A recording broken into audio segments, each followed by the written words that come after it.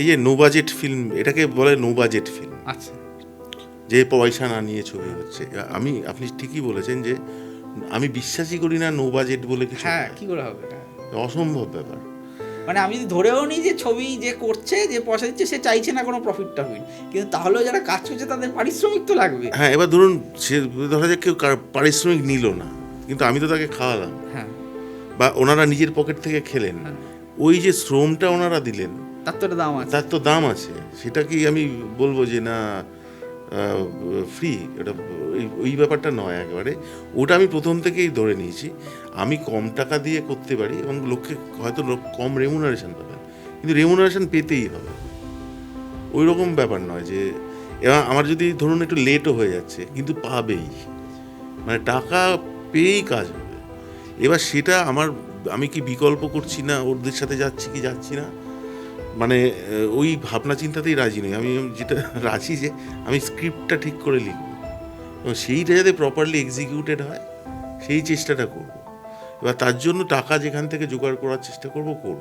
এটা পলিকাশাও হতে পারে বা ইউটোপিয়াও হতে পারে, বা একটা যে ওই লোকে একসাথে বসে দেখার যে ব্যাপারটা, একটা বড় কিছু সেইটা থাকবে বলে মনে হয়। এখন সেটা কোন, এই যে নেটফ্লিক্সের ছবি, তাতে শুধু নেটফ্লিক্সের ছবি দেখানো হবে, সেটাও হয়তো হতে পারে, কিন্তু এইখানে আসে বিকল্প আর কি। মানে যে আমি যেটা ধরুন আমি প্রজেক্টর নিয়ে গিয়ে তাহলে আমি ব্যবস্থা করে দেখাবো।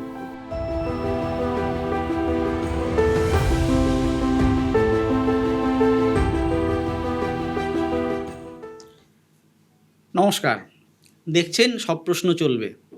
আজ যিনি আমাদের অতিথি, তার নামটা অনেক দর্শকের কাছেই হয়তো বলার দরকার নেই, তবু যারা জানেন না তাদের জন্য বলি যে তিনি হচ্ছেন প্রদীপ্ত ভট্টাচার্য। এই মুহূর্তে ভারতবর্ষে যারা বিকল্প সিনেমা বা স্বাধীন সিনেমা করছেন, তাদের মধ্যে প্রদীপ্ত অত্যন্ত উজ্জ্বল জ্যোতিষ্ক। প্রদীপ্তর সাম্প্রতিকতম ছবি নধরের ভেলা, সেটা রটারডাম ফিল্ম ফেস্টিভ্যালে পুরস্কৃত হয়েছে। সম্প্রতি যে কলকাতা ফিল্ম ফেস্টিভ্যাল হয়ে গেল, সেখানেও নধরের ভেলা দেখানো হয়েছে।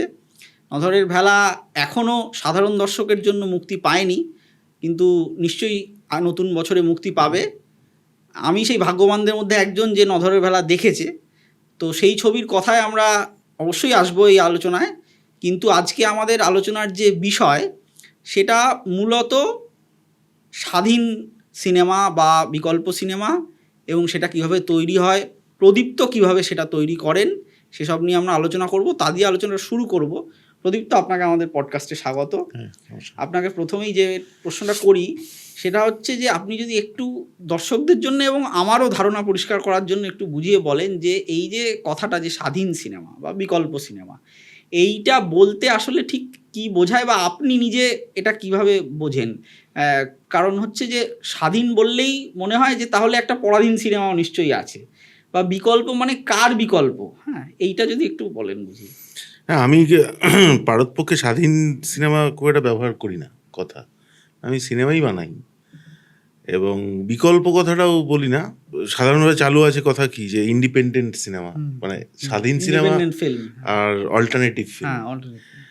এবার কখনো কখনো বলতে হয় যে লোককে বোঝাতে যে এখন স্বাধীন সিনেমা বলতে আমি যদি মনে করি যে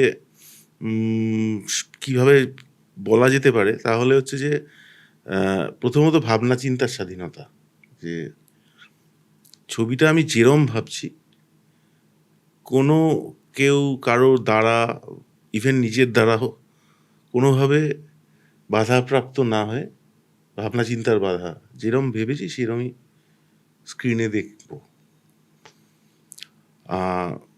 দ্বিতীয় আরেকটা আমার মনে হয় সেইটা খুবই কঠিন কাজ, কারণ সিনেমা একটা কালেকটিভ মিডিয়াম, সবাই মিলে তৈরি করে। সেইটা হচ্ছে টাকা, সিনেমার টাকা কোথার থেকে, কোন উদ্দেশ্যে, এই যে এই দুরকম জিনিস, মানে সেটাও যদি স্বাধীন অর্থে যে না এরকম একটা টাকা পাওয়া গেল যেখানে যে ডিকটেট করবে না যে হ্যাঁ, তুমি কিভাবে করবে ছবিটা।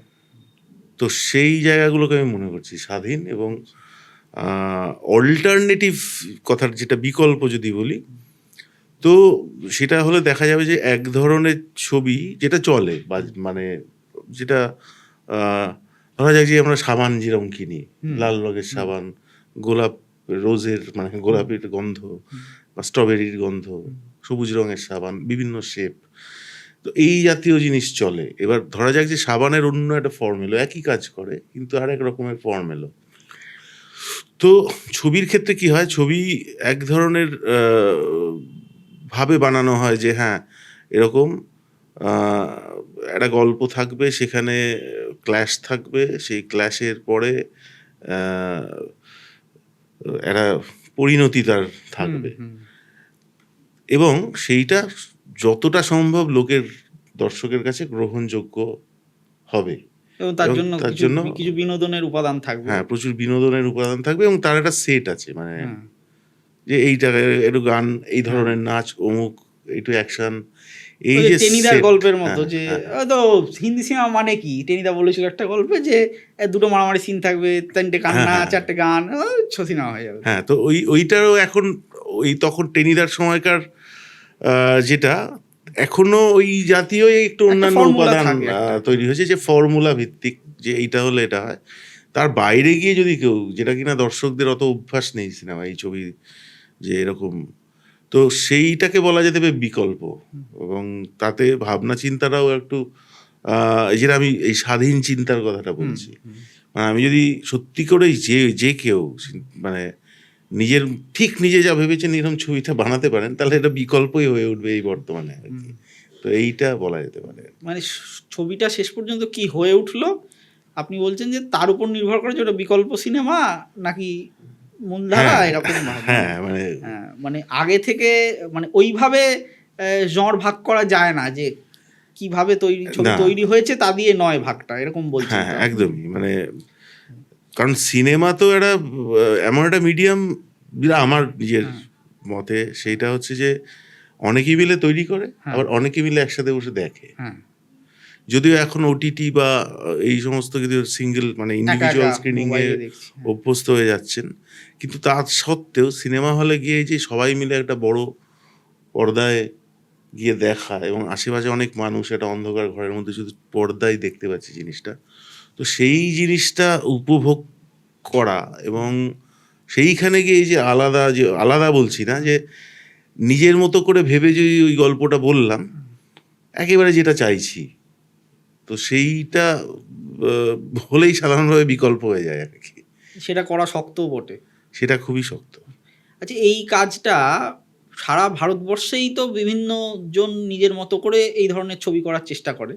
এইটা করা অন্য জায়গার তুলনায় পশ্চিমবঙ্গে কি একটু বেশি শক্ত? আমি এটা জিজ্ঞেস করছি, তার কারণটা হচ্ছে যে এই 2025 সালেই আমরা দেখলাম যে পশ্চিমবঙ্গেরই মেয়ে অনুপর্ণা রায়, তার একটা ছবি, সেটা ভেনিস ফিল্ম ফেস্টিভ্যালে পুরস্কার পেল।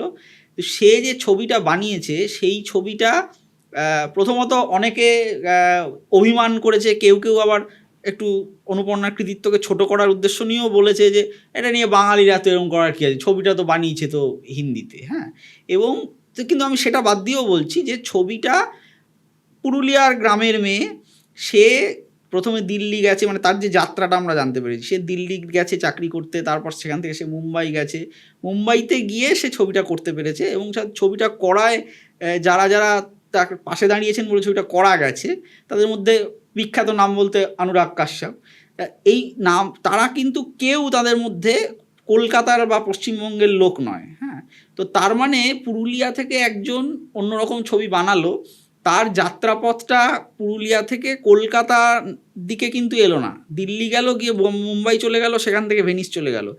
অথচ আমরা কলকাতাকে একটা দেশের সাংস্কৃতিক রাজধানী বলে ভাবতে পছন্দ করি, আমরা একটা আত্মশ্লাঘা অনুভব করি, কিন্তু দেখা যাচ্ছে যে এখানে কিন্তু করা গেল না কাজটা। হ্যাঁ, অথচ অনুপর্ণা এমন নয়, অনুপর্ণার যে সাক্ষাৎকার দেখলাম তাতে এমন নয় যে আজকাল যেরকম এক ধরনের বাঙালি হয়েছে, নতুন প্রজন্মের বাঙালি যাদের বাংলা কথা বলতেও কষ্ট হয়, স্বভাবতই তারা ছবি বানালে তারা হয়তো ইংরেজিতে বা হিন্দিতেই বানাবে, কিন্তু অনুপর্ণার কথাবার্তা শুনলে বোঝা যায় যে অনুপর্ণা কিন্তু তা নয়, সে চাইলে হয়তো বাংলায় করতেই পারে ছবি, কিন্তু তাকে ছবিটা করতে হলো বলা যায় হিন্দিতে, কারণ তার পথটা কলকাতা দিয়ে যাচ্ছে না। তাহলে কলকাতা কি এই ধরনের ছবির জন্যে বা পশ্চিমবঙ্গ কি একটা আনওয়েলকাম জায়গা? যেটা হয়েছে যে এই মোমেন্ট 2025-এ প্রাথমিক হচ্ছে যে এই যে বললাম ছবি করতে অনেক টাকা লাগে, এবং আরেকটা কথা আগে আগে বলে নি যে অনুপর্ণা যেটা করেছে পুরুলিয়ার থেকে গিয়ে ভেনিসে যাওয়াটা কিন্তু সত্যিকারের কঠিন কাজ। মানে এটা যে ভাষাতেই ছবি করুন আর কি।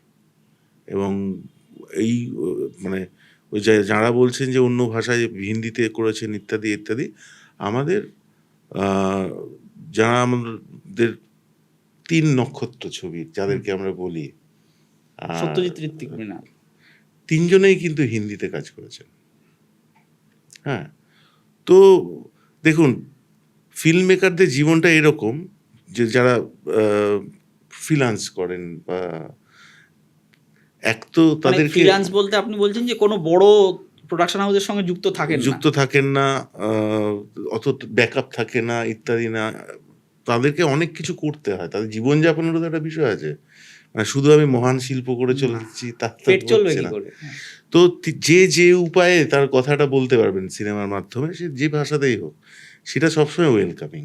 মানে এবং পুরুলিয়া থেকে যে যাত্রাপথ, কিন্তু পুরুলিয়া থেকে কলকাতারও কিন্তু অনেক দূরত্ব।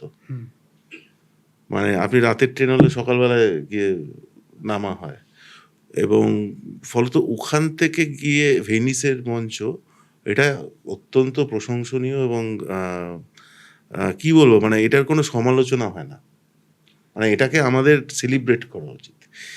এইবার আসছি যে আমাদের এখানে কি অবস্থা, সেইটা যে ধরা যাক ওই যে ডেটাগুলো আসছে, ধরুন 2023 না 22 সালে 137টা ছবি হয়েছিল, তারপরে 36টা ছবি হয়েছে। এই যে এই তাহলে মানে এটা কেন? তার মানে আমাদের ছবিতে পয়সা ঢুকছে না। যে কারণ বারবার করে একটা ইম্পর্টেন্ট হচ্ছে টাকা সিনেমা বানাতে গেলে। এই অনেকে মিলে যে আমরা সিনেমাটা করছি, মানে একটা পার্সোনাল সিনেমা করলাম 2-3 জন নিয়ে, এটা তা তো নয়, হচ্ছে না যে প্রপার যেভাবে আমরা ফিল্ম দেখে অভ্যস্ত, একটা গল্প বলছি, তাতে অন্তত খুব কম করে হলেও 15 কোটি লাগেই, মানে শুটিংয়ের সময়, এবং গোটা সিনেমা স্টেজে প্রচুর লোক লাগে আর কি। তো সেই জায়গাটা এবং তাদের টাকা দেওয়া, পুরো ব্যবস্থাপনা করা, এই একটা টাকা দরকার হয়। তার মানে কি দাঁড়াচ্ছে যে এই টাকাটা কেন আসছে না? তার মানে টাকাটা উঠছে না বলে কেউ ইনভেস্ট করছে না। তার মানে বিভিন্ন কারণে টাকা উঠতে না পারে। এক হচ্ছে সিনেমাগুলো ভালো হচ্ছে না, দর্শক নিচ্ছে না। হ্যাঁ, দর্শক দিচ্ছে না। দ্বিতীয়ত হচ্ছে যে ভালো সিনেমা যাদের কাছে পৌঁছানোর কথা তাদের কাছে পৌঁছানোই যাচ্ছে না। মানে যে সিনেমাটা হয়তো দেখতো, সেইখানে কিছু একটা আছে যে আইদার মনোপলি আছে বা একটা কোনো সিস্টেম আছে, যে সিস্টেমে ঢুকতে গেলে আমাকে অনেক কাঠখড় পোড়াতে হবে, সেইটা অনেকের ক্ষমতা নেই সেটা করার। আর আরও যেটা, এই যে কবিরাদের যে আন্দোলনটা, বা আমি বলবো যে এটা হচ্ছে যে ফেডারেশন বা এই সমস্ত যে ঝামেলা, বনাম শিল্পীদের যে গন্ডগোল, তাতেও অনেক যারা ধরুন কিছু লোক যারা টাকা দিতে, সিনেমা পছন্দ ভালোবেসে দিতে চান, কিন্তু তারা কোনো ওয়ে আউট দেখতে পাচ্ছেন না যে এটা টাকা দিয়ে কোথায় দেখাবো। সিনেমা হলের সংখ্যা কমে গেছে, ফলে পিছিয়ে যাচ্ছেন। হ্যাঁ, মানে আপনি দেখুন সিনেমা হল কিন্তু বেসিক্যালি কলকাতাতেই আছে, আর বেশিরভাগ মানুষ কলকাতার বাইরে থাকে। হ্যাঁ, তাই না? কারণ যেহেতু ওই সিনেমা হলটাকে ঢুকিয়ে দেওয়া হয়েছে একটা মলের ভেতরে, সুতরাং যেখানে মল তৈরি করা যায় না সেখানে সিনেমা হল নেই। না, ফলত কোথায় মানে কলকাতার বাইরে গেলেও হয়তো দুর্গাপুরে একটা হল আছে, হ্যাঁ, সদর শহরগুলোতে আছে, কিন্তু মানুষ কিন্তু আছে গ্রাম বাংলায়। তারা কোথায় সিনেমা? তারা টিভিতে দেখেন, কিছু লোক মোবাইলে দেখেন। ওটিটি বিষয়টায় বাংলার কলকাতা, কিছু মফস্বলের ইয়াং জেনারেশন তাদের মধ্যে আছে, আর গ্রাম বাংলায় যেটা মূল চর্চা হচ্ছে ইউটিউব বা এই জাতীয় প্ল্যাটফর্ম, কারণ ওটিটিতে পয়সা অনেক বেশি লাগে। হ্যাঁ, এবং কেউই ওই রকম আমি একটা নেটফ্লিক্স করে রেয়ার লোক আজ নেই তা না, পার্সেন্টেজ হিসাবে পার্সেন্টেজে আসবেন না তারা। তো তাহলে আপনি বাংলাতে, মানে ধরা যাক আমি ওটিটিতেই চাই, যে নেটফ্লিক্সে দিতে চাই বা অমুক তারা নিচ্ছে না ছবি, যে যেখান দিয়ে একজন টাকা দিয়ে পয়সাটা আসতো, এবার এখানকার প্ল্যাটফর্মগুলো ওদের অত ব্যবসা হয় না যারা অত টাকা দিতে পারবে। ফলত এইরকম একটা জায়গা দাঁড়িয়ে গেছে, মানে ইভেন যারা খুবই মেইন স্ট্রিম যে ছবিগুলো, যে ফর্মুলা এবং ইত্যাদি ছবি, এই ছবিগুলোরও যে টাকা উঠছে, হয়তো কিছুটা উঠছে, এগুলোও খুব একটা ভালো করে সার্ভাইভ আমার মনে হচ্ছে যে করতে পারছে না আর কি। যেগুলো আমরা শুধু তো আমরা বুক মাই শো বা ফেসবুকের কালেকশন বা কাগজে পড়ে জানি, কিন্তু আমরা যখন হলে গিয়ে দেখতে যাব তখন আমি কিন্তু দেখব যে আপনার একটা লেখাতেও পড়লাম বা আমার নিজের অভিজ্ঞতাও আছে যে 10 জন হয় না। হ্যাঁ, এবার তাহলে ধরা যাক যে 200টা সিট আছে একটা মাল্টিপ্লেক্সে, 10টা লোক আছে, তাহলে সেই টাকাটা কোথা থেকে উঠবে? এর সঙ্গে আরেকটা জড়িয়ে আছে, এই দুটোই দরকার, মানে এক হচ্ছে যারা টাকা দিচ্ছেন ছবি করার জন্য বা তাদের জন্য একটা বাজার মার্কেট, যে আর হচ্ছে সত্যিকারের আপনি এখন সবার হাতে ইউটিউবেও দুর্দান্ত ছবি ফ্রিতে দেখতে পাওয়া যায়। তার জায়গায় আমি ফালতু পাশে দাঁড়ানোর জন্য আমি কেন অত টাকা খরচ করে যাব, সেইটা একটা বিষয়। আর গ্রাম বাংলার দর্শককে ফিরিয়ে আনতে পারলে অনেকটা হতে পারে, কিন্তু সেটা কিভাবে হবে আমার কোনো আইডিয়া নেই। আমি আমার মতো করে গিয়ে যাব, সেইটা পৌঁছানোর চেষ্টা করব, কিন্তু আমি একা ইন্ডিভিজুয়াল করলে ওটা হবে না। আচ্ছা, এই কথাটা, এই যে বাজারের কথা, গ্রাম বাংলা দর্শক এসে পড়লো, এই জন্য আমি জিজ্ঞেস করি। আপনার ছবির যেটা আমার খুব কৌতূহলোদ্দীপক লাগে সেটা হচ্ছে যে আপনি তো ঘোষিতভাবেই আপনি এখনও বললেন যে আমি আমার যে ছবিটা করতে আমি চাই আমি সেই ছবিটা করি। হ্যাঁ, তো সে এবার তার জন্য সেটা যেরকমভাবে হয় আমি ওই ফর্মুলা মেনে ছবি করি না। কিন্তু আপনার ছবি যেটা আমার খুব কৌতূহলোদ্দীপক লাগে সেটা হচ্ছে, একে তো আমি আপনার ফেসবুক পোস্টেও খেয়াল করেছি আপনি খুব গর্বের সঙ্গে আপনি বলেন যে একটা বই করেছি, যেটা ফিল্ম স্টাডিজ পড়তে গেলে প্রথমেই মাস্টারমশাই দিদিমণিরা শেখায় যে ছবিকে বই বলবে না, বই পড়ার নিয়ম আলাদা, ছবি পড়ার নিয়ম আলাদা। কারণ ছবিটা দেখার জিনিস, বইটা পড়ার জিনিস। হ্যাঁ, এবং ওই আরেকটা হচ্ছে যে আপনার ছবিতে যে যে মানে মশলা মানে আমি মশালা মুভি অর্থে মশলা বলছি না, আমি বলছি রান্নার মশলা। রান্নার যে মশলাগুলো থাকে সেই মশলাগুলো আমি দেখতে পাই যে সেগুলো কিন্তু আমরা যাকে বাণিজ্যিক ছবি বলি সেগুলোরই মশলা। যেরকম আপনার ছবিতে গান থাকেই, হ্যাঁ, এবং আপনার ছবিতে আমি লক্ষ্য করে দেখেছি যে বহু ছবিতে, নধরের বেলাতেও যেমন আছে, যে প্রচণ্ড হিংসা, ভায়োলেন্স।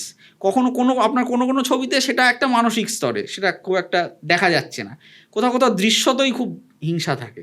হ্যাঁ, নধরের বেলাতে তো আছেই। হ্যাঁ, আপনার একটা অনেক দিন আগের একটা ছবি যেটা টিভির জন্যে করা, সেটা হচ্ছে সত্যি হলেও গল্প, তার মধ্যেও এক ধরনের বীভৎসতা আছে। হ্যাঁ, এইগুলো থাকে, এগুলো সবই কিন্তু বাণিজ্যিক ছবিতেও পাওয়া যায়। তো মোটামুটিভাবে আমি যেটা দেখি সেটা হচ্ছে যে আপনি বাণিজ্যিক ছবির মশলাগুলো দিয়েই আপনি একটা অন্য রান্না করেন।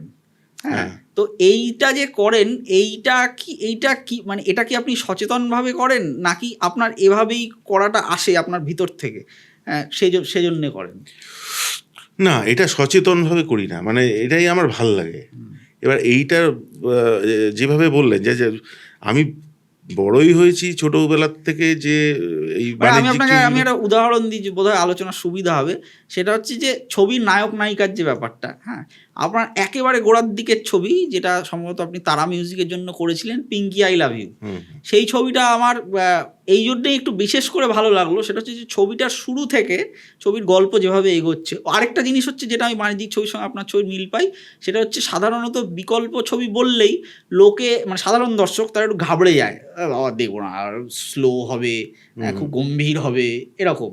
কিন্তু আপনার ছবিতে এমনকি নধরের ভেলা আমি দেখলাম যে যদিও ছবিটা বানানোই হয়েছে এমন একটা চরিত্রকে নিয়ে যার কিন্তু উঠোন থেকে ঘরে যেতে এক বেলা কেটে যায়, কিন্তু ছবিটার মধ্যে সেই মন্থরতা নেই। ছবিটার মধ্যে কিন্তু সারাক্ষণই আমার মধ্যে একটা কাজ করছে যে এরপর কি হয়। হ্যাঁ, যেটা বাণিজ্যিক ছবি দেখতে গিয়ে অনেক সময় হয়, এক ধরনের থ্রিল কাজ করছে, আমি কোট আনকোট বলছি। হ্যাঁ, এবার পিঙ্কি আই লাভ ইউ দেখতে গিয়েও আমি দেখলাম যে আমার যে ছবিটার কথা মনে পড়ছিল ছবিটা দেখতে দেখতে, সেটা অব্যর্থভাবে হচ্ছে আমাদের ছোটোবেলায় খুব হিট ছবি, সেটা হচ্ছে কায়ামাত সে কায়ামাত তাক। ঠিক ওরকমভাবে নায়ক নায়িকা পালিয়ে যাচ্ছে, তারা অপরিণত, কি খাবে জানে না, কিন্তু গিয়ে একটা জায়গায় থেকে বাস করতে শুরু করলো। তারপর ছবিটা একটা অন্যদিকে মোড় নিচ্ছে। হ্যাঁ, এবং এমনকি ছবিটা শুরুও হচ্ছে যে ওই এই পথ যদি না শেষ হয় হ্যাঁ, বাজছে এরকম ভাবে, হ্যাঁ ফাইট হচ্ছে।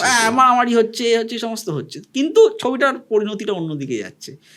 এইটা কি ওই আপনি যে দেখলাম একটা সাক্ষাৎকারে বলেছেন যে আপনি যখন প্রথম কলকাতায় আসেন তখন আপনি দিনে 3টে শো দেখতেন সিনেমার এরকম, এবার সেগুলো তো নিশ্চয়ই ওই রকম বাণিজ্যিক ছবি সেগুলো হলে, তো তার প্রভাব কাজ করে, এটা কি কারণ? হ্যাঁ হ্যাঁ, প্রভাব কাজ করে, কারণ আমি সিনেমা দেখার আমার কোনো বাজবিচার ছিল না, এবং আমার বই পড়ারও কোনো বাজবিচার ছিল না। মানে আমি ধরুন ক্লাসিক লিটারেচার থেকে শুরু করে কেন ফোলেট বা হ্যারল্ড রবিন্স থেকে শুরু করে, মানে আমি যা পেতাম বাংলাতে, আমি লীলা মজুমদারও পড়ি, নিমাই ভট্টাচার্য পড়ি, মানে অমিয়ভূষণ মজুমদারও পড়ি, মানে সব। ফলত ওই অবশ্যই সেটা, আর আমাদের ওই বাড়ির একটা ব্যাপার আছে, তারাও সব ওরকম আর কি লোকজন, যারা খুবই এরকম, মানে যেটাকে অদ্ভুতুরে বলা যেতে পারে। এবং বাবার ওই সিনেমা দেখার যে প্যাটার্ন, মায়ের যে সিনেমা দেখার প্যাটার্ন, আমাদের বাড়িতে প্রচুর ওই বহরমপুরে 2 দিন দোল হয়। আচ্ছা, তো আমাদের ওই দোলের 2 দিন 3টে 6টা, ওই তখন VHS ক্যাসেট ও ছিল। আচ্ছা, বাড়িতে VCR এনে, হ্যাঁ, ওই সারাদিন ধরে সিনেমা দেখা, মানে রাতে সিনেমা দেখা, এবং সেগুলো মূলত টিভিতে যা সিনেমা দেখানো বা VHS যা পাওয়া যায়, মানে সেটা হিন্দি হচ্ছে, হিন্দি বাংলা সব ভূতের ছবি মিলে, হচ্ছে, হ্যাঁ, সব মানে, তো এইগুলো তো অবশ্যই এফেক্ট করেছে। এবং প্যারালালি ওই ছুটি ছুটি বলে একটা প্রোগ্রাম ছিল, হ্যাঁ আমাদের গরমের ছুটির সময় হতো, গরমের ছুটিতে হতো, পুজোর ছুটিতে হতো, হ্যাঁ সেখানেও ওই বাচ্চার ছোটদের জন্য অনেক ছবি দেখানো হতো। আর একটা খুব দূরদর্শন একটা ইম্পর্টেন্ট পার্ট কেন বলছি, রবিবার দুপুরবেলা একটা হতো, আঞ্চলিক ছবি, জাতীয় পুরস্কার, হ্যাঁ, এবং সেইটা আমি তো ভাষা টাষা কিছু বুঝতাম না, কিন্তু সিনেমা দেখাটা এত ভালো লাগে, ছবি দেখছি, এবং তখন আমি খানিকটা উড়িয়া বুঝে যেতাম, খানিকটা তামিল, মানে এবার ছবি প্যাটার্নটা কানে চলে এলে, হ্যাঁ, এবার এইরকম একটা হয়েছে। তারপর ঋত্বিক ঘটকের রেট্রোস্পেক্টিভ বা সত্যজিৎ রায়ের হ্যাঁ রেট্রোস্পেক্টিভ হতো, কোন শিল্পী হয়তো মারা গেলেন তার রেট্রোস্পেক্টিভ চলবে, এইবার সবই তো ওইগুলো সঙ্গে ঢুকছে। বা বহরমপুরে চ্যারিটি শো হচ্ছে, সেখানে হয়তো পথের পাঁচালী দেখানো হলো, বা চার্লি চ্যাপলিনের শো, মানে সবই ঢুকছে আর কি, তখন হার্ড ড্রাইভ তো ফাঁকা আছে, তো ফলত সমস্তটাই এর মধ্যে পড়েছে প্রভাবটা আর কি।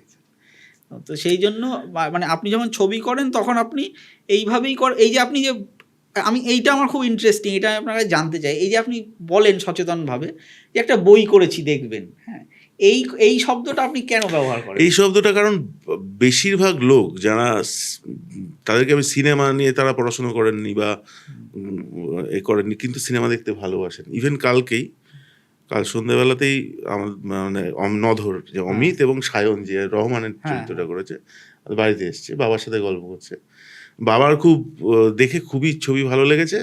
সেটা খুব ইন্টারেস্টিং ব্যাপার, কারণ আমি যেগুলো বানাই একটা পছন্দ হয়, কোনোটা পছন্দ হয় না, আমার খুব স্ট্রেট কাট বলে দেয়। তো এটা খুব ভালো লেগেছে, এবং ওই মানে অমিত কি করে অভিনয়টা করলো সেইটা জানতে চাইছে, বারবার করে এইটাই জানতে চাইছে। এইবার বাবা কিন্তু বলে যাচ্ছে বই, আচ্ছা, বাবা ছোটবেলায় তাঁবুতে ছবি দেখতো, 19 পয়সা টিকিট কেটে একই ছবি ওই রকমই 2-3 বার করে দেখতো, তো ওইগুলো বাবা বলে যাচ্ছে বই, এবং তারপর আমরাও ওই মানে অমিত বই বললো, সায়নও, সবাই বই। এবার এইটা কিন্তু সিনেমা, আমরা ছবি যখন বলবো, ছবিটাও ভুল কথা, কারণ শব্দ আছে, শুধু ছবি বললে হয় না।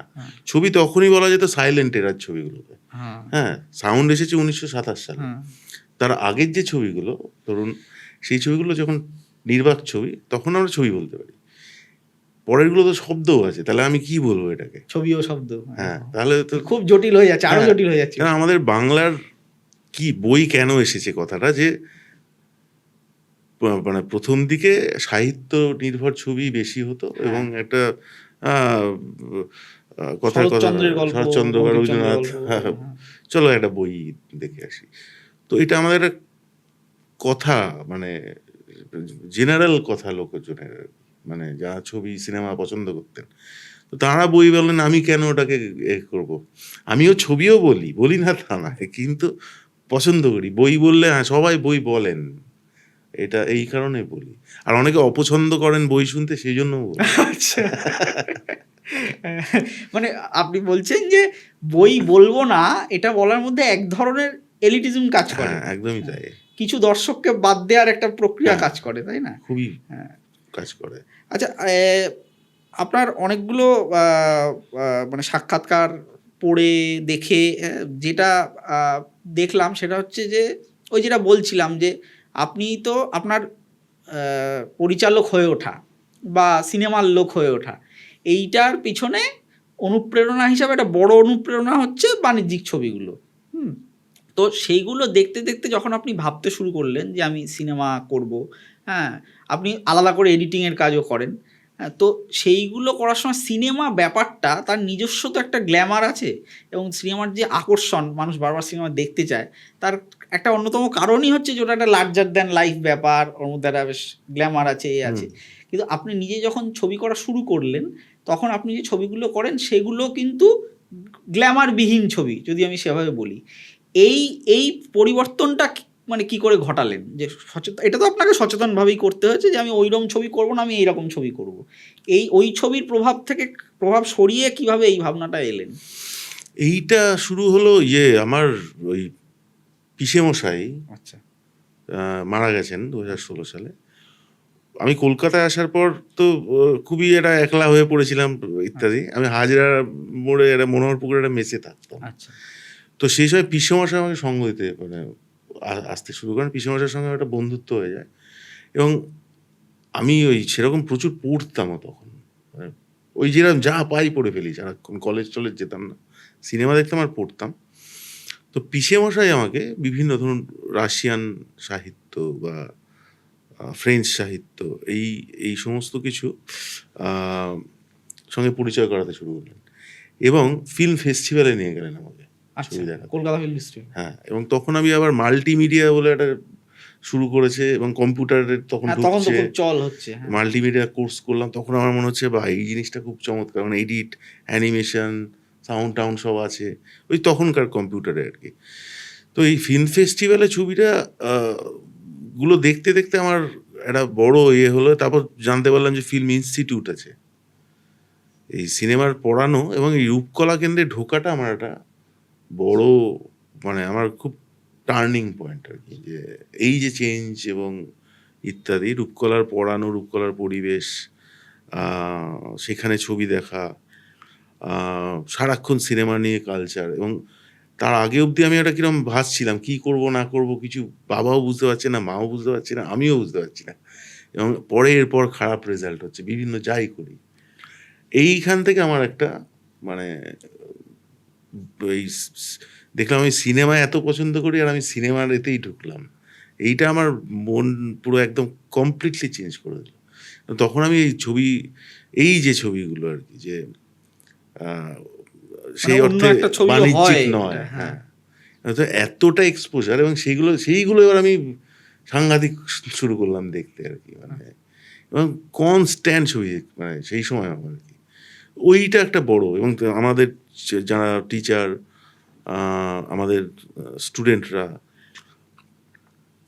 যারা আমার ক্লাসমেট, তাদের কথাবার্তা, আলোচনা, ফিল্ম ফেস্টিভ্যাল, এই সমস্ত কিছু নিয়ে একটা বড়, মানে এই জায়গাটা দিয়েছে রূপকলা আমাকে আরকি। আচ্ছা, এ এই যে ছবি, মানে অন্যরকম ছবি করা এবং অন্যরকম ছবি দেখার যে অভ্যাস দর্শকের, এটার তো একটা ভালো জায়গা ছিল। আপনিও শুরুতে টিভিতে কাজ করেছেন, যে কারণ তখন দূরদর্শনেও নিয়মিত টেলিফিল্ম হতো। তারপরে ইটিভি যখন চালু হয় আমাদের এখানে, ইটিভি বাংলা, তখন ওদের একটা ওই শনিবারের ছায়াছবি নাম হ্যাঁ, দিয়ে হ্যাঁ। করতো, সেটার খুব আকর্ষণ ছিল দর্শকদের মধ্যে। যাদের বাড়িতে কেবল টিভি ছিল, হ্যাঁ, যাদের বাড়ি ছিল না, আমি এরকম দেখেছি যে ওই সময়টায় যার বাড়ি আছে টিভি, সেখানে গিয়ে হ্যাঁ, একটু হ্যাঁ। দেখা, এই সকলগুলো চালু ছিল। পরে আপনি রূপসী বাংলার জন্য, তারা মিউজিকের জন্য এরকম টেলিফিল্ম বানিয়েছেন। এই যে টেলিফিল্ম ব্যাপারটা বন্ধ হয়ে গেল, এইটা কি আপনার মনে হয় যে এই আপনার মতো যারা চাইতো যে একটু অন্যরকম ছবি করব, তাদের এবং দর্শকদের রুচির দুটোরই একটা ক্ষতি করেছে? হ্যাঁ, কারণ টেলিফিল্মেই কিন্তু আমার ডিরেকশনের হাতেখড়ি, এবং আ আমি তো পড়েছি সিনেমা এডিট। হ্যাঁ। যেটা হয় শুটিং এর পরে, তারপর আমার কাজ। কিন্তু শুটিং প্রসেস, লেখা, এই সমস্ত কিছু যে একটা লিখে তারপর আমি সমস্ত কাজ প্রি প্রোডাকশন করে আমি শুটে গেলাম, তারপরে এই যা পোস্ট প্রোডাকশন যা করলাম, এইটা আমি নিজের হাতে নিজে দু একবার করার চেষ্টা করেছি ইনস্টিটিউট থেকে বেরিয়ে, বা ইনস্টিটিউটে একবার ছোট্ট একটু। কিন্তু মেন এই রূপকলার পরের ব্যাপারটা কিন্তু আমার তারা টেলিফিল্ম, মানে ওদের জন্য আমি 2টো ফুল লেন্থ টেলিফিল্ম করেছি আর 2টো শর্ট টেলিভিশনের জন্য। এইগুলো পুরো আমার একদম হাত পাকানোর এবং তাতে দর্শকের যে রেসপন্স হয় সেটাও পেয়েছি। আর টেলিফিল্ম দেখে লোক প্রচণ্ড পছন্দ করতেন, সিনেমাও তখনও ছিল, কিন্তু টেলিফিল্মের আলাদা একটা ব্যাপার ছিল। এবং খুবই রেসপন্সিভ ছিলেন দর্শক, যে না দেখি তো এই কে ওনার ছবি এ আছে, আচ্ছা চলো এবং দেখি। আমার মনে হয় ওই যে পিঙ্কি আই লাভ ইউ, বা ওই যে সত্যি হলেও গল্প, বা ওই যে পরশুরাম বলে যেটা করেছে রমানাথ হ্যাঁ, রায়ের গল্প ওটা থেকে, আবার হ্যাঁ। রূপকলা ডিপ্লোমা ফিল্ম, মানে আচ্ছা, এক্সটার্নাল হিসেবে তো ওই করেছিলাম। পিঙ্কি আই লাভ ইউ যেরকম ছবি বা সত্যি হলেও গল্প, ওগুলো হয়তো বড় পর্দায় ওরকম বিষয় নিয়ে ছবি করলে দেখার হয়তো দর্শক পাওয়াও যেত না, হ্যাঁ, কিন্তু ওইখানে একটা দর্শক ছিল, ওখানে টিভিতে একটা দর্শক যথেষ্ট ছিল। পরিমাণ দর্শক ছিল। এবং ওইগুলো থেকেই মানে যে আমি পরে যে বাকিটা ব্যক্তিগত করেছি বা এইগুলো, মানে এই টেলিফিল্ম আমার ছবি শুরুর একটা ফাইনালি গিয়ে দাঁড়ালো বাকিটা ব্যক্তিগত, হ্যাঁ, যে এই জার্নিটা যে টেলিভিশন দিয়ে শুরু হলো।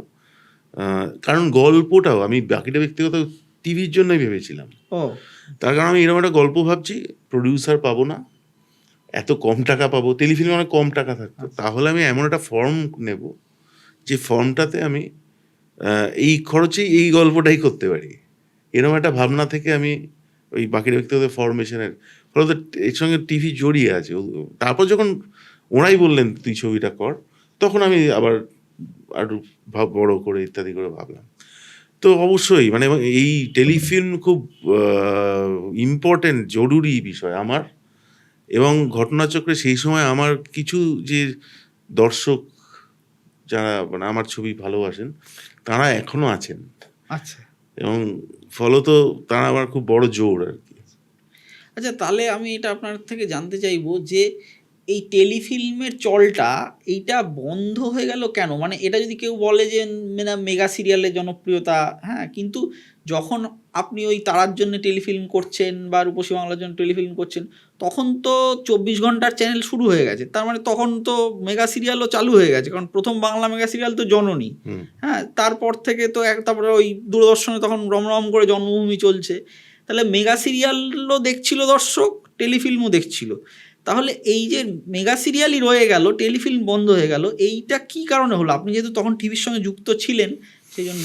হ্যাঁ, মানে আমি সিরিয়ালের সঙ্গে খুব একটা ছিলাম, কিন্তু সেই সময় সিরিয়ালও কিন্তু একটা মানে এখন যে সিরিয়াল, তখনকার সিরিয়ালের কোয়ালিটিটিভ একটু পার্থক্য আছে, হ্যাঁ, গল্প টল্প ছিল, নিশ্চয়ই, হ্যাঁ। ঠিকঠাক শুট টুট এখনো করেন, আমি কাউকে করেছি না, মানে বাইরে ষষ্ঠী হচ্ছে বলে সিরিয়ালেও ষষ্ঠী হবে এরকম ছিল না, না মানে পুজোর দুর্গা পুজোর হ্যাঁ, কথা বলছি। ওরকম ব্যাপার না। ছিল না।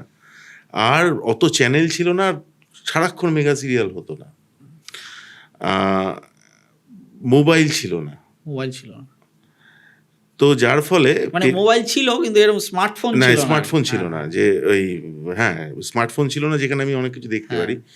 কারণ এখন এই মোমেন্টে টিভিকেও বিরাট স্ট্রাগল করতে হচ্ছে, নাকি টিভি কনভার্ট হয়ে যাবে পুরোটাই, এই স্যাপারগুলো চলছে এই মোমেন্টে। তো তখন এত সংখ্যক মেগা সিরিয়ালও ছিল না, কারণ দর্শকদের অন্য জিনিসও পছন্দ ছিল, মানে দেখতে পছন্দ করতেন, অন্য কোনো সোর্স ছিল না দেখার, যে আমি একটা ছবির মতো কিছু দেখতে চাই, তো মোবাইলে চালিয়ে কি ল্যাপটপে চালিয়ে ওটা ছিল না, ফলত অন্য টেস্টটা দেওয়া যেত আর কি। এবং তারা তো কখনো মেগা সিরিয়াল করতো না, না, তারাতে এই টেলিফিল্ম, শর্ট ফিল্ম, গান, নাচ, এই বিভিন্ন অনুষ্ঠান, নিউজ, এই পুরো এরকম ব্যাপার স্যাপার ছিল, মূলত গানের। তো তার মধ্যে টেলিফিল্ম একটা বিষয় ছিল। এখন তো ব্যাপারটা অন্যরকম হয়ে গেছে, মানে টিভিকেই সারভাইভ যেন তেন করতে হবে। আরেকটা হয়েছে যে আমার ধারণা এখানেও টাকার ব্যাপার আছে, একটা টেলিফিল্ম করে যা দেওয়া হচ্ছে তাতে যতটুকু আসছে, আমার মনে হয় ওই টেলিফিল্মে একটা টাইম আপনার 1.5 ঘন্টা মতো থাকতো কাছাকাছি, আর মেগা সিরিয়াল 22 মিনিট, এবার তখন হতো 5 দিন, এখন বোধহয় 7 দিনই হয়। আমি এবার সম্ভব। এবার কস্টিং এর এগেইনস্টে টাকাটা কতটা উঠছে এইসবের ব্যাপার-স্যাপার করে যে না সারাক্ষণই চালাও মেগা। কারণ এইসব করে কি লাভ আছে, অত আসছে না টাকা। এই একটা বিষয় ছিল মনে হয়। আচ্ছা, এই যে আপনি শুরুতে বলছিলেন যে ছবি, যে বাংলা ছবি চলছে না, এটার দুটো কারণ হতে পারে। একটা হচ্ছে যে দর্শকের পছন্দ হচ্ছে না, দ্বিতীয় হচ্ছে যে দর্শকের কাছে পৌঁছানো যাচ্ছে না ছবি। এই পৌঁছানোর বিকল্পটা নিয়ে ভাবতে গিয়েই আপনারা বোধহয় ওই একটা ইউটিউব চ্যানেল করেছিলেন উড়ি বাবা বলে, যেখানে আমরা বিরোহী দেখেছি 2টো সিজন। সেটা আমাদের চ্যানেল না, আচ্ছা। মানে ওইখানে ৩ জন তারাও ফিল্মের সঙ্গে যুক্ত। তারা উড়ি বাবাটা ফর্ম করেন। আচ্ছা আমরা ওদের জন্য কাজ আচ্ছা। করেছিলাম। তো এবারে সেই উড়ি বাবা চ্যানেলটাও আমি গতকালই দেখছিলাম, সেটাতে বোধহয় বহুদিন হয়ে গেল কোনো কন্টেন্ট ওই নেই আর। বিরোহী ২ লাস্ট। বিরোধী 2 শেষ ছিল। হ্যাঁ, তো এইটা কেন হলো? মানে ওই যে পরীক্ষা-নিরীক্ষাটা করেছিলেন, হ্যাঁ, সেইটা কি মানে সেটা কি সফল হলো না? মানে বিরোহী তৈরি করার যে খরচ বা সেগুলো কি ওই ইউটিউবের হ্যাঁ, মধ্যে আমার ধারণা বিরোহীর খরচ-টরচ বা এগুলো ওরা আ বিরোহী অসম্ভব পপুলার হয়েছিল। হ্যাঁ, এর খুবই ফলত আমি নিজেও ওইটা আমার ধারণা প্রোডাকশন কস্ট খানিকটা তুলে ফেলেছিল। আচ্ছা। কিন্তু ওদের তো আরো বিভিন্ন করার ছিল, যে ধরুন প্রচুর করেওছে। কিন্তু সব কনটেন্ট সব রকম করে ওরা চলেনি। তো ১টা-২টো কনটেন্ট দিয়ে এটা করা মুশকিল। আর ওটা ফুল ফ্লেজের একটা আ স্টুডিও, মানে ওদের অফিস ছিল, সেখানে প্রোডাকশন ছিল এবং পুরোটাই ইউটিউব নির্ভর হয়ে যাওয়ার ফলে নিশ্চয়ই ওই লেভেলের যতটা খরচ হচ্ছে সেটাও হয়তো উঠছে না, এরম জায়গায় চলে গেছিল আমার ধারণা। তার মানে ইউটিউব থেকে রেভিনিউ তোলার যে একটা প্রকল্প, সেই প্রকল্পটা কাজ করেনি কোনো কারণে, এরকম হ্যাঁ। একটা ব্যাপার। আমি দেখছিলাম আপনি বলেছেন যে নধরের ভেলা নিয়ে আমি দর্শকের কাছে চলে যাব, এরকম একটা পরিকল্পনা আপনার রয়েছে। হ্যাঁ, তো আপনার কি মনে হয়, মানে আপনি কি এটা বলছেন এই কারণে যে এই যে কিছুদিন আগেই হলো কলকাতা শহরে যে একটা, মানে সেখানে ওই বিকল্প সিনেমা না মূলধারার সিনেমা, সেই তর্কটা এসে যায়। সেটা হচ্ছে যে কিছুদিন আগে আমরা দেখলাম যে ওই একটা ছবি হয়েছে, হয়তো তার মধ্যে আপনার ছাত্রছাত্রীরাই কেউ ছিল, ওই দি একাডেমি অফ ফাইন আর্টস বলে একটা ছবি হয়েছে। সেই ছবিটা Satyajit Ray film and television ইনস্টিটিউটের ছাত্রছাত্রীরা মিলে বানিয়েছিল এবং সেই জন্য মানে তারা বলছিল যে এটা বিকল্প ছবি। এবং তারপর সেই ছবিটা শহর জুড়ে পোস্টার পড়ে গেল। পোস্টার পড়ে যাওয়ার পরে নির্দিষ্ট দিনে ছবিটা মুক্তি পেল না। তার কারণ হচ্ছে যে টালিগঞ্জের স্টুডিওর যে টেকনিশিয়ানদের যে সংগঠন, তার যিনি প্রধান, তিনি শাসক দলের একজন নেতাও বটে, স্বরূপ বিশ্বাস, তিনি বললেন যে এটাতে মানে টেকনিশিয়ানদের নিয়ে কাজ করা হয়নি, এখানকার টেকনিশিয়ানদের নিয়ে, সেই কারণে তাদের আপত্তি হলো, হলগুলো দেখাতে চাইছিল না, ইত্যাদি নানা রকম কাণ্ড হলো। তারপর সেসব দিক ঠিক আছে, সব ভালো যা শেষ ভালো, ছবিটা মুক্তি পেয়েছে, আমরা দেখেছি। কিন্তু সেটার একটা অদ্ভুত সাংবাদিক সম্মেলন দেখলাম। সেই সাংবাদিক সম্মেলনে কয়েকজন পরিচালক তারা বলছেন তারা বিকল্প ছবি বানানো হতে পারে, আমি তো সিনেমার লোক নই, ফলে সব বিকল্প পরিচালককে আমি চিনি বা জানি তা নয়, হতে পারে। তারা বলছেন যে বিকল্প ছবি বলে আমরা সেটাকেই মানব যে ছবিটার হচ্ছে, মানে মোদ্দা কথা যেটা বলছেন সেটা হচ্ছে যে ছবিটা করার জন্য কেউ টাকা পাচ্ছে না, হ্যাঁ, সেই ছবিটা হচ্ছে বিকল্প ছবি, বা প্রযোজক পাচ্ছে না।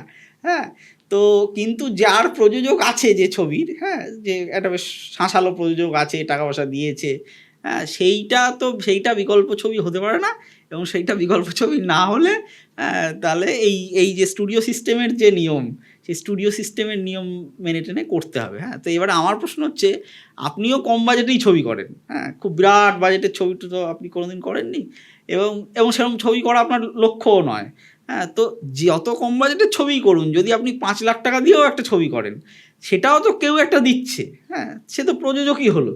হ্যাঁ, তো এইভাবে মানে এই রকম করে কি ছবির মানে বিভাজন করা যায়, বা আপনি এইটা ম্যানেজ করেন কি করে, যে এই যে চাপগুলো পশ্চিমবঙ্গে ছবি বানাতে গেলে, যে এতজন কলাকুশলী থাকতে হবে, বা এটা প্রযোজক থাকলে ওটা মূলধারার, এটার প্রযোজক নেই বা টাকা পাওয়া যাচ্ছে না, অতএব ওটা মূলধারার বাইরের, এই এতগুলো চাপ সামলে, হ্যাঁ, মানে ছবি করেন আপনি এবং ছবি দেখানো বটে। মানে আমি দেখছিলাম আপনি এক জায়গায় বলেছেন যে বাকিটা ব্যক্তিগত, দর্শক আসলে দিন দিন বেড়ে যাচ্ছে।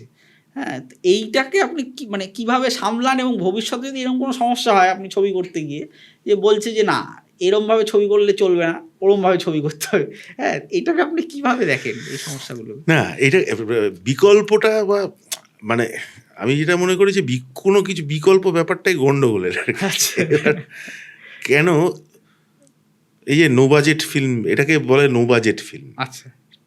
যে পয়সা না নিয়ে ছবি হচ্ছে। আপনি ঠিকই বলেছেন যে আমি বিশ্বাসই করি না নো বাজেট বলে কিছু হ্যাঁ, হয়। কি করে হবে? হ্যাঁ, অসম্ভব ব্যাপার।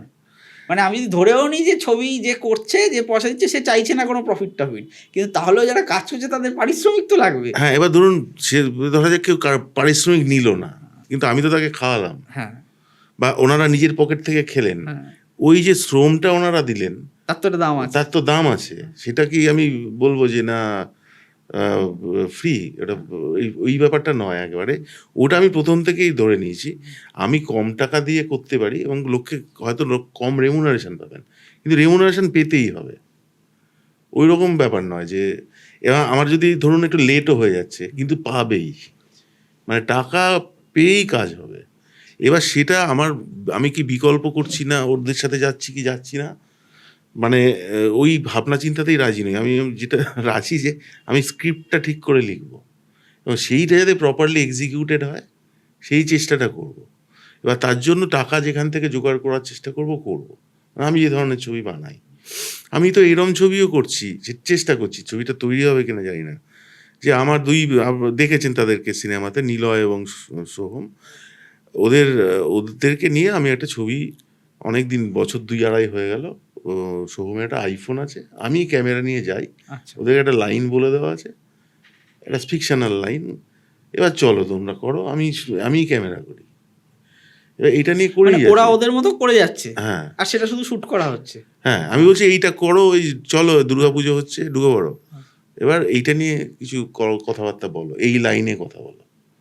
ওরা ওদের মতো লাইনে কথা বলছে, বা ধরুন কোনো প্রোটেস্ট হচ্ছে, মিছিল হচ্ছে, সেখানে নিয়ে চলে গেলাম, দিয়ে বা কোনোদিন শ্মশানে নিয়ে চলে গেলাম, ওই গল্পের লাইন ধরে ওটা হচ্ছে পুরো আচ্ছা, জিনিসটা। মানে একটা গল্প আছে একটা, হ্যাঁ, এবার সেটা অনুযায়ী এবার ইম্প্রোভাইজ করা হচ্ছে। ইম্প্রোভাইজ এবার কেউ হয়তো ঢুকে পড়লো, একদিন অমিত চলে এসেছিল, আচ্ছা। আমাদের এই বাড়িতে শুটিং করছিলাম, অমিত চলে এসছে, তো ঢুকে পড়লো অমিত, দিয়ে অমিতকে এই ব্যাপার চলো বলো, এরকম করে বহু শ্যুট করেছি।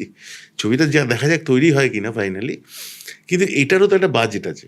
বাজেটটা কি, যে এই যে ক্যামেরাটা ও তো কিনেছিল, এটা প্রফেশনালি আমাকে হায়ার করতে হতো, বা আমাকে কিনতে হতো, বা আমি যেখানে যাচ্ছি, ধরুন আমি ট্রেনে চলে যাচ্ছি, টিকিট কাটতে হচ্ছে, আমরা খাচ্ছি, এই যে পুরো দীর্ঘদিন ধরে করে যাচ্ছি, এটার তো একটা কষ্টও আছে, ওদের সময়ও তো আমি নিচ্ছি। তো এইগুলোকে আমি কখনোই নো বাজেট বলতে রাজি না। আমি করবো কাজ, মানে, এবং আমি মাথায় যে আমি একটা খুব এই বিষয়টা রাখতেই রাজি নই যে আমি ইন্ডিপেন্ডেন্ট, আমি বিকল্প, আমার একটা আলাদা আছে, আমি অমুক, একেবারে আমি মাথায় মানে একেবারে রাখি না। আমি বানাচ্ছি সিনেমা, ব্যাস। আমি সিনেমা বানাচ্ছি, আমি খুবই ভালোবাসি সেটা, তো আমি সেইটাই করে যাচ্ছি। এবং মানে ধরুন ফেস্টিভ্যালে গেল, যে বিদেশে হোক এখানে হোক, দর্শকরা দেখছে, এইটা আনন্দ।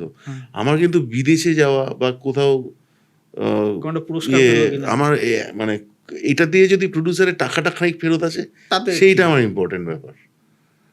এবং আমি কিন্তু মানে ওটার অত নই যে আমি আমি ওই সিনেমাটা করতে পেরেছি আর আমার দেখানো অবধি আমার সিনেমা, মানে লেখা থেকে শুরু করে সিনেমা যখন দেখে বেরোলো, এই তো গোটাটা হচ্ছে আমার সিনেমার পার্ট, মানে আমার সিনেমা এবারে শেষ হলো, এইটা করতে পারলে আমি খুশি। আচ্ছা, আপনি ফেস্টিভ্যালের কথা ফেরত এসছেন যখন, তখন জিজ্ঞেস করি, সেটা হচ্ছে যে আপনি এই অনুপর্ণার কথা বললেন যে পুরুলিয়া থেকে ভেনিসের রাস্তাটা সত্যিই খুব শক্ত, হ্যাঁ, অতএব এটাকে প্রশংসা ছাড়া কিছুই করার নেই। তো এবার আমি আপনাকে জিজ্ঞেস করি যে ধরুন আজকের দিনে 2025 সালে প্রদীপ্ত ভট্টাচার্য আজ থেকে 25 বছর বা 30 বছর আগে যখন বহরমপুরে, যখন সে ভাবছিল না যে সিনেমা বানাবো এরকম কিছু, আজকে একটা ছেলে ধরা যাক দিনাজপুরে বা পুরুলিয়ায় কি বাঁকুড়ায় কোথাও একটা বসে সে ভাবছে যে আমি ছবি বানাবো এবং সে আপনি সে বয়সে যা ছিলেন তার থেকে একটু বেশি সচেতন, সে একটু অন্যরকম ছবি টবিও দেখে, সে ওরকম ছবি বানাতে চাইছে এবং সে হয়তো ভাবছে যে আমি একদিন অনুপর্ণার জায়গাটায় বা রটারডামে এরকম রেলায় একটা বাঙালি চাদর গায়ে দিয়ে পকেটে হাত দিয়ে, হ্যাঁ, বাংলায় প্রদীপ্ত ভট্টাচার্য বলছিলেন নিজের ছবি সম্বন্ধে এবং সেটা হাঁ করে ওখানকার লোকেরা শুনতে বাধ্য হচ্ছিল, ওইটা আমার লক্ষ্য কেউ ভাবছে হয়তো।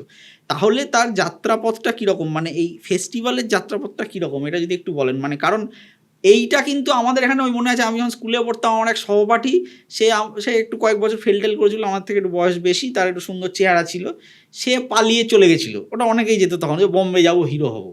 তো ফলে ওটার একটা মোটামুটি ভুল রাস্তা হলে লোক একটা রাস্তা জানে যে এই রাস্তায় গেলে ওটা হয়, কিন্তু এই রাস্তাটা কেউ জানে না যে ফেস্টিভ্যালে কিভাবে পৌঁছায় একটা ছবি। এইটা যদি আপনি একটু বলেন আপনার অভিজ্ঞতা থেকে। এবার ঘটনাচক্রে ফেস্টিভ্যালে এই প্রথমবার আমি সিরিয়াসলি ছবি পাঠিয়েছি। আচ্ছা। আগে কখনো, মানে বাকিরা ব্যক্তিগতও যায়নি, রাজলক্ষ্মী তো যায়নি, কিছু ছোট ছোট ছবি শর্ট ফিল্ম পাঠিয়েছিলাম, দু এক জায়গাতে আমি গেছি ফেস্টিভ্যালে। তো আমার ফেস্টিভ্যালের প্রতিও খুব এ ছিল না, তার কারণ যেরকম বলছি যে মেইন স্ট্রিম এক ধরনের, আর এই যে অল্টারনেটিভ সেটাও এক ধরনের মেইন স্ট্রিম। আচ্ছা। তারও একটা নিয়ম কানুন আছে, তারও এই ইয়ে আছে, ফলে ওইখানে কি হয় যে এক ধরনের ছবি সিলেকশন হয় বা এ হয়।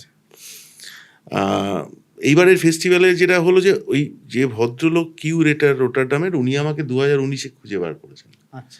রাজলক্ষ্মীরা সিলেকশন করেছিলেন, কিন্তু ওইটা এখানে প্রিমিয়ার হয়েছিল বলে ওদের সব নিয়ম টিয়ম ইত্যাদি আছে।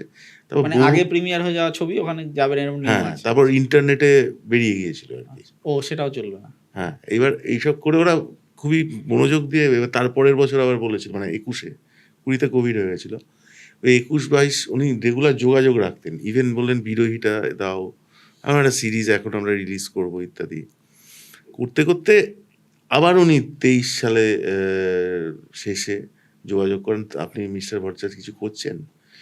কারণ উনি আমার সব ছবি খুঁজে খুঁজে কোথায় কোথায় দেখেছেন, আচ্ছা। করে সিরিয়াস একজন কিউরেটার। আচ্ছা। এবার আমার পক্ষে কারোরকে গিয়ে বলা আমার ছবিটা দেখান বিদেশে সেটা খুব মুশকিল, কোনো যোগাযোগই নেই এখন। ওই একজন এসে স্টেফান বর্সস তার নাম, তো ওনার ইনিশিয়েটিভেই এটা হলো। তার ফলে তো বিভিন্ন ফেস্টিভ্যাল এখন, রটারডাম একটা খুবই বড় ফেস্টিভ্যাল, ওরা সিলেক্ট করলেন। তো এবার ফেস্টিভ্যালের যাত্রাপথটা কি হবে সেইটা অবশ্য আমি খানিকটা জানি, সেইটা বলতে পারি। সেইটা হচ্ছে বিভিন্ন ফেস্টিভ্যাল গোটা দেশে বিদেশে, প্রতিটা ফেস্টিভ্যালের নিজস্ব পলিসি আছে, তাদের নিজস্ব পছন্দের ছবি দেখানোর ব্যাপার আছে, যে আমরা এই জাতীয় ছবি পছন্দ করি। তো যথারীতি আমি যদি অমুক ফেস্টিভ্যালে কথার কথা ফেস্টিভ্যালটায় পাঠাতে যাই ইটালিতে, তো সেই ফেস্টিভ্যালে কি ধরনের ছবি, আমার ছবিটা কি যাবে, এই রিসার্চ খুব দরকার। আচ্ছা। দ্বিতীয়ত এখন হয়ে গেছে ফেস্টিভ্যাল কিউরেটার, তাদের সঙ্গে যোগাযোগ দরকার, তাদেরকে পাঠানো দরকার। এই কিউরেটাররা যোগাযোগ করবে, তারাই ব্যবস্থা করে ফেস্টিভ্যালে নিয়ে যাবে। তো এই চ্যানেলগুলো, মানে যতখানি সিনেমা আমি স্ক্রিপ্টে মন দেবো তার থেকেও বোধহয় হতে বেশি মন দিতে হবে। আচ্ছা। অথবা রিমার্কেবল কিছু করা দরকার, যেটা হয়তো অনুরাগ কাশ্যপ দেখলেন এবং সেই জায়গায় পৌঁছে যেতে হবে, যেটা অনুপর্ণা পেরেছেন পুরুলিয়া থেকে। ওই জন্যই খুব কঠিন রাস্তা, মানে এটা অত নয়, মানে হিন্দিতে ছবি করেছি বলে তাকে করে দিলাম, একেবারে তা নয়। এবং বারবার করে বলছি, প্রত্যেকে আপনি দেখুন, পরের ফিল্ম মেকাররাও করেছেন হিন্দিতে, বুদ্ধদেব দাশগুপ্ত, অপর্ণা সেনও হ্যাঁ করেছেন, গৌতম ঘোষও হিন্দিতে ছবি করেছেন, যে পরের ফিল্ম মেকার সবাই তো করেছেন। তো উনি একটা হিন্দি ছবি করে ভেনিস গেছেন, বলছে কেন এটা? এইটা আমার খুবই আপত্তি, মানে এটা ওনাকে যাকে মাথায় তুলে নাচা উচিত তাকে আমরা কিছুতেই তুলি না। হ্যাঁ। আচ্ছা, আমি আপনার কথাবার্তা শুনলে আমার যেটা মনে হয় সেটা হচ্ছে আপনি বড় পর্দার ছবিতে এখন আপনি খুব বিশ্বাসী। আপনি বলেনও যে বড় পর্দার জন্য ছবি বানাতেই সব থেকে ভালো লাগে, ওয়েব সিরিজ সব কিছু করা সত্ত্বেও। তো কিন্তু বড় পর্দায় ছবি দেখার নানা রকম সমস্যা সারা পৃথিবী জুড়েই তৈরি হচ্ছে। মানুষের ধৈর্য কমে যাচ্ছে, মানুষ শর্টস রিলস এসব বেশি দেখছে, তার জন্য কেউ ওই ভার্টিক্যাল ফরম্যাটে ছবি করছেন। এবং আরও যেটা বড় সমস্যা হয়ে যাচ্ছে যে এই আজ আমরা কথা বলছি, গতকালই যে ঘটনা ঘটেছে আপনি নিশ্চয়ই জানেন, সেটা হচ্ছে যে নেটফ্লিক্স ওয়ার্নার ব্রাদার্সের মতো একটা বড় প্রোডাকশন হাউস সেটা নেটফ্লিক্স কিনে নিচ্ছে। এবার এটা নিয়ে আমি দেখছিলাম যে হলিউডের অভিনেতা, প্রযোজক, পরিচালক এরকম যারা আছেন আর কি, তারাও খুব উদ্বেগ প্রকাশ করছেন যে এরপরে নেটফ্লিক্সই নিয়ন্ত্রণ করতে শুরু করবে যে কী ধরনের সিনেমা হবে না হবে, এবং সেগুলো অবধারিতই মানে ওই রকম লোকে হাতের ফোনে দেখবে এরকম জিনিসের প্রতি নিয়ে চলে যাবে ব্যাপারটাকে। এটা যদি হলিউডে হতে শুরু করে, যেহেতু আপনি বলছিলেন যে ফেস্টিভ্যালেরও আবার একটা ওরকম মূলধারার মতো ওটাও আরেক ধরনের বাজার, আরেক ধরনের ইয়ে, তো তাতে এই যদি পরিস্থিতি হয়ে যায় তাহলে পরে আপনি বড় পর্দার ভবিষ্যৎ সম্পর্কে কতখানি আশাবাদী? হ্যাঁ, বড় পর্দার ভবিষ্যৎ ওই একটা দেখুন, এটা অলিকাসাও হতে পারে বা ইউটোপিয়াও হতে পারে, বা একটা যে ওই লোকে একসাথে বসে দেখার যে ব্যাপারটা, একটা বড় কিছু ইয়ে, সেইটা থাকবে বলে মনে হয় আমার। এখন সেটা কোন, এই যে নেটফ্লিক্সের ছবি, তাতে শুধু নেটফ্লিক্সের ছবি দেখানো হবে, সেটাও হয়তো হতে পারে, কিন্তু এইখানে আছে বিকল্প আর কি। মানে যে আমি যেটা ধরুন আমি প্রজেক্টর নিয়ে গিয়ে তাহলে আমি ব্যবস্থা করে দেখাবো, পর্দাটা বড় করেই দেখাবো, একটা পয়েন্ট অব্দি দেখালাম বড় পর্দায়, তারপরে চলে যাক ফোনে। কিন্তু আমি আশা করি ওটা থাকবে, এটাও থাকবে, ওটাও থাকবে। ওই লড়াইটা আরেকটা, যেটা মানে ওটা একটা লড়াই, তো একাইভাবে হয় না, মানে বা অনেকে মিলে করতে হয়। সেটা হচ্ছে যে শুধুই নেটফ্লিক্সের কিন্তু ছবি দেখুন, সিরিজ দেখুন, যাই দেখুন, 4টে দেখলে পঞ্চমটা একই রকম মনে হয়। মানে জানি মোটামুটি কি হতে পারে, এটা হবে ওটা হবে, এটা রেগুলার এবং হয়তো সেটাই কারণ যে ওই দেখলে পরে ওই যে তলায় সাজেশন আসে those who watch this also watched, এটা দেখুন বলে যে অনেকগুলো আসে, তার কারণ একই রকম কন্টেন্ট থাকে আর কি। হ্যাঁ, এবার এই মোমেন্টে হয়তো নেটফ্লিক্স এটা চলছে জিনিসটা, এবং ঘটনাচক্রে দেখা যাবে যে ওয়ার্নার ব্রাদার্সও হয়তো কিছু ওই নেটফ্লিক্সের মতো কিছু ঘটনা ঘটিয়ে যাবে। ওয়ার্নার ব্রাদার্সও হয়তো কিছু ছোট যারা করছিলেন তাদেরকে কিনে টিনে নিয়ে এরকম নিশ্চয়ই করেছেন, যে বড় জায়ান্ট যারা কোম্পানি, ছোট মাছ গিলেই তো বড় মাছ। হ্যাঁ, তো এবার তার ক্ষেত্রে এটা হলো। তো আমরা মানে আমি ওই দিকে মাথা ঘামালে যে আমি বুঝতে পেরেছি আমার কিছু হবে না, মানে আমি যতটা পারবো চেষ্টা করবো, এবং আশা করে যাই যে বড় পর্দাটা থাকবে, এবং সেটা সেই বড় পর্দাটাতে আমার ছবিটা যদি নাও চলে, আমি একটা পর্দা টাঙিয়ে দিয়ে দেখাবো, এইটা আমি আমার ভাবনা থেকে বলবো। নমস্কার, আপনারা অনেকে নাগরিক.নেটের নিয়মিত পাঠক, অনেকে নতুন পাঠক, এই ইউটিউব চ্যানেলের আপনারা সদ্য দর্শক হয়েছেন। আপনারা সকলে জানেন নাগরিক.নেট 2021-এর 26শে জানুয়ারি থেকে পথ চলা শুরু করেছে। আমরা একটা স্বাধীন সংবাদ মাধ্যম, স্বাধীনতার কিছু মূল্য দিতে হয়, সেই মূল্য আমরা কোনো রকম ব্যবসায়িক সংস্থার থেকে নিই না, কোনো রাজনৈতিক দলের থেকে নিই না, কোনো কর্পোরেটের থেকে নিই না, আমাদের বাঁচিয়ে রেখেছেন আপনারা। সেই মতো আপনাদের কাছে আবারও আবেদন করছি, এই ভিডিওতে ডেসক্রিপশানে দেওয়া লিঙ্কে ক্লিক করে আমাদের আর্থিকভাবে সাহায্য করুন। নিজের নাগরিক নিজের ট্যাঁকে রাখুন। আচ্ছা, এই যে নধরের ভেলা আপনি বলেছেন যে আপনি ভাবছেন গ্রামে নিয়ে গিয়ে দেখাবেন এরকম পর্দা টাঙিয়ে, এই জিনিসটা তো আপনি বোধহয় আগেও করেছেন আপনার ছবি। এইটা করতে গিয়ে আপনার অভিজ্ঞতা কীরকম হয়? মানে আমরা কলকাতা বা তার আশপাশের শহরতলিতে বসে আমাদের যেটা মনে হয় সেটা হচ্ছে যে এখন তো গ্রামের লোকের হাতেও স্মার্টফোন চলে গেছে এবং গ্রামের লোকের কাছেও সস্তা ইন্টারনেট পৌঁছে গেছে। হ্যাঁ, এবং আপনি যেমন বলছিলেনও যে গ্রামের দিকে লোকে ওই অত নেটফ্লিক্স, ওটিটি ওসব দেখে না, কিন্তু ইউটিউবে ছবি দেখে। তা সত্ত্বেও আপনি যখন পর্দা টাঙিয়ে ছবি দেখান, সেইটা দেখার কি দর্শক আছে, মানে পয়সা দিয়ে? হ্যাঁ, এবার ওইটাই যে আমি যে ছবিটা দেখাবো সেইটায় আমি নিজস্ব কিছু ক্যালকুলেশন আছে যে কত লোক দেখতে পারেন সেইখানে, সেই লোক মানে আমার এই ছবিটা পছন্দ করতে পারেন, সেই লোকগুলোর কাছে ডিরেক্টলি গিয়ে দেখাবো। মানে কথার কথা একটা গ্রামে 40,000 লোক, মানে গ্রাম মফস্বল শহরের কথা বলছি, যে পার্টিকুলার এরিয়ার ওই জায়গাটা 40,000 লোক আছে, সেখানে হয়তো 1,000 লোক আমার ছবি পছন্দ করতে পারে। মানে অ্যাকিউরেট পার্সেন্টেজ আমি বলছি না, মানে যে ওই কথার কথায় আর কি। তো আমি ওই 1,000 লোকগুলোকে দেখিয়ে, এবং এইটা শুধু একটা জায়গায় না, এরকম আরো 20 জায়গায় যদি আমি পারি, তাহলে আমি একটা কিছু করতে পারবো। মানে আমাদের ছবি যেগুলো যাদের পছন্দ তাদের কাছেই আমি পৌঁছে যাওয়ার চেষ্টা করব, সেইটা হচ্ছে আমার টার্গেট। মানে আমি যে দিনের পর দিন চাল চলছে আর হাজার হাজার লোক এসে ছবি দেখে যাচ্ছে, ওইটা আমার হবে না।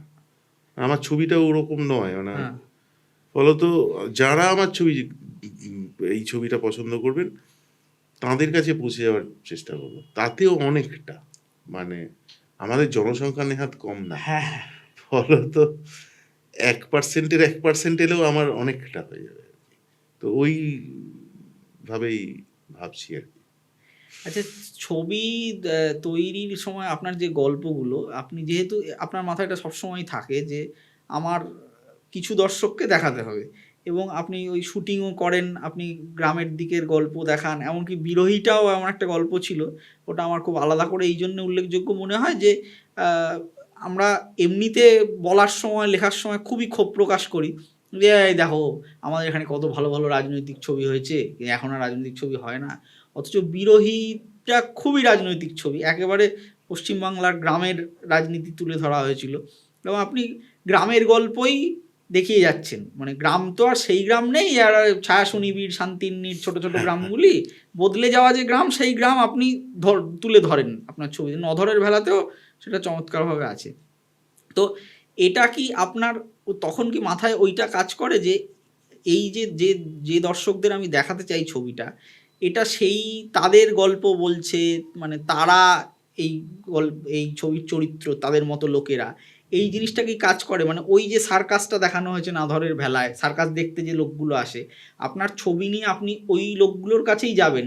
হ্যাঁ, এইটা কি ছবি তৈরি করার সময়, মানে অন্তত নধরের ভেলা তৈরি করার সময় কাজ করছিল, নাকি নধরের ভেলা আপনি ওভাবে ভেবেছিলেন করেছেন, আর ছবি দেখাতে যাব সেটা আলাদা ভাবনা? না, ওটা তো কাজ করেই যে আমি গিয়ে দেখাবো, মানে এইটা একটা কাজ করেই। মানে রাজলক্ষ্মী শ্রীকান্তও দেখিয়ে এসেছি আর কি। বা কারণ আমার যে অভিজ্ঞতাগুলো হয়েছে, বাকিটা ব্যক্তি ওই যে এখানে দেখানো ওখানে গ্রামে দেখানোর যে পার্থক্যগুলো আছে, বাকিটা ব্যক্তিগত ইনিশিয়ালি এখানকার অনেক লোকে আমাকে বলেছিলেন প্রথমে যে ছবিটা একটু বড়, ছোট করতে পারো আর কি। নগরের বেলার ক্ষেত্রেও এটাই অনেকে বলছে। আচ্ছা। বাকিটা ব্যক্তিগতর ক্ষেত্রেও এটা অনেকে এখানে বলেছিলেন। ভালো লেগেছে, কিন্তু একটু লেন্থ কম করতে পারো। আমি যখন গ্রামে গিয়ে ছবিটা দেখালাম, তখন কিন্তু বলছে ছবিটা তাড়াতাড়ি শেষ হয়ে গেল, আচ্ছা। এবং যে কমিউনিকেশনগুলো হয় ডিরেক্টলি, যে পরিষ্কার এসে বলেন কিন্তু যে অত রাগ ঢাক আর এইরকম করে বলবো, অত এডিট করে কথাবার্তা কেউই বলেন না। ভালো লাগলে ভালো লাগলো, এই কারণে ভালো লাগলো, অমুক কারণে ভালো লাগলো না, কিন্তু এইটা ভালো, ওটাই স্ট্রেট বলে দেন। ওই যে ওইটা একটা খুব শিক্ষা আমার, যে ডিরেক্ট কমিউনিকেশন। আর এই সিনেমাটা দেখতে এই রিয়াকশনটা আমার কাছে আসছে, যেটা ফেসবুক বা না গিয়ে সরাসরি না করলে হয় না। মানে আপনি সামনাসামনি কথা বললে যেটা হ্যাঁ এই হয়, মানে কথার আলোচনাটা যেভাবে যাচ্ছে, সেটা অনলাইন বা ওরকম ফোনে এতটা হয় না যেরকম। সেটা ওইগুলো শিখেছি আমি, যে এরকম রিয়াক্ট করে, হলের ভেতরে এরকম রিয়াকশন হয়, বাইরে এসে এই কথাগুলো ওরা বলতে চান। হ্যাঁ, কেউ কেউ লজ্জা পেলে তার সাথে গিয়ে কথা বলা, গিয়ে তখন উনি হয়তো বললেন যে এই জায়গাটা খারাপ লাগলো বা এরকম। আগে ছবি কারোর খারাপ, আমার ছবি খুব খারাপ লাগলে আমারও খুব খারাপ লাগতো। আচ্ছা। যে কিন্তু একটা ব্যাপার আমি তখন ঠিক করেছিলাম, যে খারাপ লাগলো, আমারও খারাপ লাগছে, ডিফেন্ড করার ইচ্ছে হচ্ছে, কিন্তু একটা জিনিস বাড়িতে ফিরে ওইটা কেন খারাপ লাগলো ওটা ভালো করে শুনে নেওয়া দরকার আছে, যে এই কারণে খারাপ লাগলো। কিছু কিছু খারাপ লাগা তো একদম আমাকেই বাজে লাগে বলে লেগে গেল, সেটা বোঝা যায়, কিন্তু আরেকটা খারাপ লাগে ছবিটা এই কারণে গন্ডগোল হ্যাঁ। আছে, সেইগুলো শুনে নি, ওইগুলো আমার সমস্ত আমার স্ক্রিপ্টে কাজে লাগে, যে আচ্ছা। এবং ছবিটা দেখানো, তার কিভাবে বানাবো সিনেমাটাকে।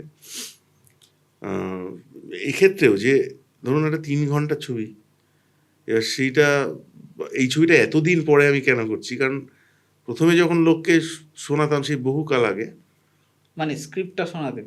হ্যাঁ গল্পটা, হ্যাঁ, যে আমি গল্প। এরকম একটা কোনো হ্যাঁ, প্রডিউসার বা হ্যাঁ। এরকম, এই যে একটা লোক স্লো, হুম। সিনেমাটাকেই ধরে নেয় স্লো। হ্যাঁ, এই যে আমি প্রথমেই যেটা বললাম যে হ্যাঁ, তো সেইটা মানে এইটাও এইবারেও আমার কাছে এটা আরেকটা পরীক্ষা, যে আমি গিয়ে দেখাবো, এবং তথাকথিত সেই অর্থে যারা শুধু রিলস দেখেন, বানান, গ্রামেও তো প্রচুর রিল বানানো হচ্ছে, এবং হুম, সব জায়গায় রিলে ভরে গেছে, শর্টসে, বিভিন্ন ধরনের অ্যাপে, শুধু ইউটিউব বা ফেসবুক বা ইনস্টাগ্রাম নয়, আরও বিভিন্ন ধরনের অ্যাপ আছে। তো তা সত্ত্বেও ওইটা হয় কিনা, ফেস্টিভ্যালে কিছু পেয়েছি যারা সত্যি, কিছু তো সিনেমার দর্শক ছিলেন, হুম। যারা সিনেমা ফেস্টিভ্যালে দেখার জন্য এসেছেন, কিছু লোক ছিলেন যারা কিন্তু ওই অ্যাপ বা আচ্ছা। রিল, তারাও কিছু দেখেছেন। তো আমার একটা আশা আছে যে আমি ওখানে নিয়ে গিয়ে দেখালে ওই এবারের রিঅ্যাকশনটা, এবার আমি সত্যি করে এটা অনেক আমার সব থেকে বড় লেন্থের সিনেমা, সেইটা কি রিয়্যাক্ট করে, সেইটা আমার একটা খুব ইম্পর্টেন্ট একটা ব্যাপার হয়ে দাঁড়াবে মনে হচ্ছে আর কি।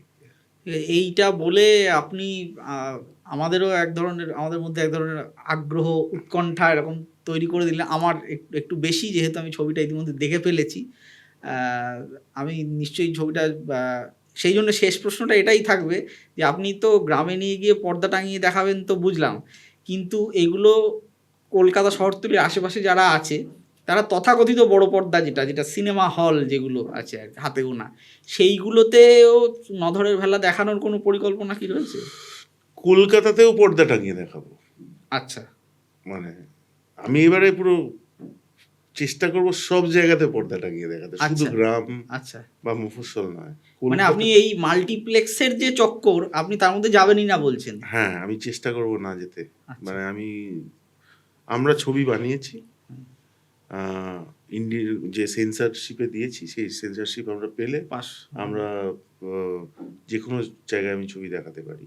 তো আমি আমার বিভিন্ন পরিসরে বড় পর্দা, যে 50টা আসনের হোক, 200টার হোক, আমি বড় পর্দা টাঙিয়ে ভাড়া করে, সাউন্ড করে, টিকিট বিক্রি করে ছবি দেখাবো।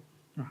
এইটা যদি প্রদীপ্ত করেন তাহলে সেটা বাংলা ছবির জন্য একটা নতুন ঘটনা হবে।